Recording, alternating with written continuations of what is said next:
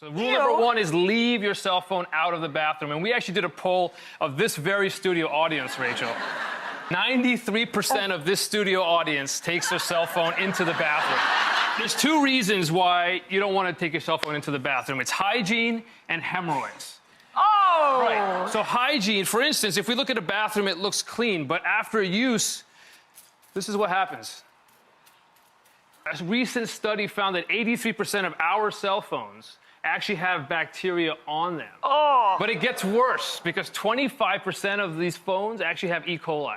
And the second issue is that cell phone usage in the bathroom actually makes hemorrhoids worse. So if the hygiene wasn't reason enough, worse hemorrhoids is another reason because to leave you're your getting phone stressed out while you're going to the toilet? Or Well, it's I because wonder you're what spending more time on the toilet. So Ooh. reading on the toilet actually is not a good thing. What is that? So this is a perfectly normal public restroom. It appeared very clean. We did a black light examination, and you can see there's unsavory particles and There's substances. urine everywhere. Well, we don't know if it's urine. It could be fungus. It's It could be urine. bacteria. Oh, yeah. It could be a lot of things. So leave your cell phones outside of the bathroom. That's number one here today. Number two is the issue of the flush, right? So if you have to take your cell phone into the bathroom, all of this should convince you otherwise. If you have to take your cell phone into the bathroom, you have to do a couple things.